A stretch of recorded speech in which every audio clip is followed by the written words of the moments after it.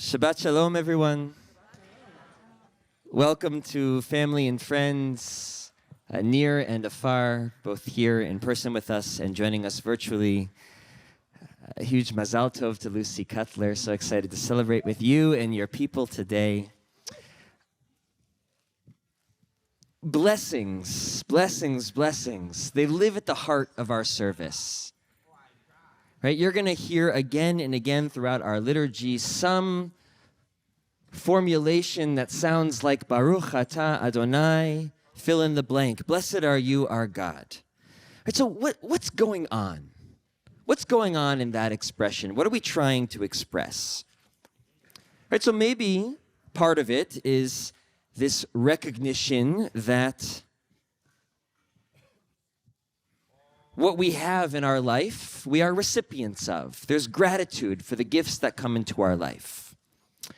But I want to build on our understanding of these words and of what we're doing when we recite blessings, and in some ways, what we're doing when we pray in this space together on Shabbat morning. And the explanation, I think, is built on a linguistic observation. Okay, so we have the word Baruch, blessed, and it's related to the Hebrew word berech, which means knee.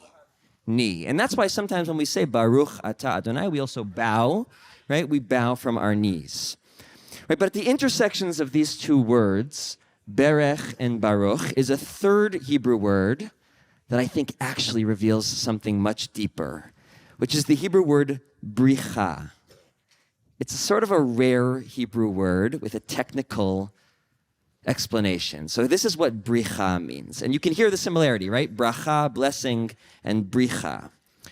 Bricha refers to a branch that's been replanted while it's still attached to the original plant. Can you picture that? Maybe think of a banyan tree.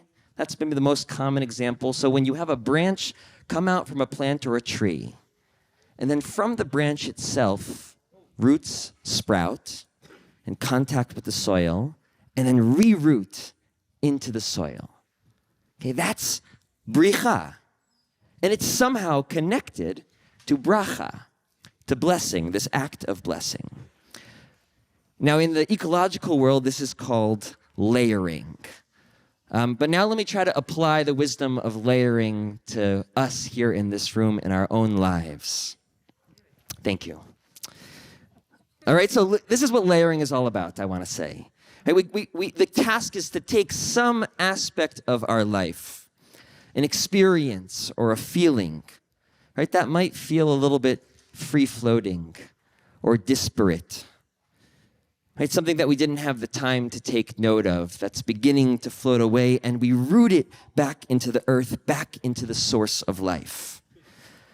Right, and when we do that, we bring new vitality into that part of ourselves. We give it a chance to become the foundation of some new area of growth in our lives.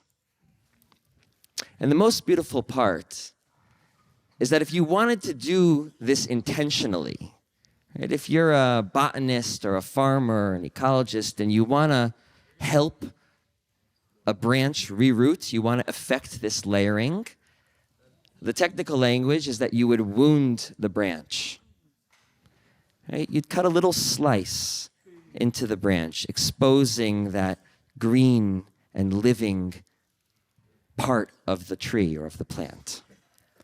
Right? So perhaps there's a wound that you're carrying this morning. Perhaps there's some part of you that's feeling a little bit raw or vulnerable or exposed. The lesson of bricha, of bracha, of layering and prayer is not to push that aside, but to take that exposed part and let it grow roots. Let it give new life to you and your heart and all that it needs.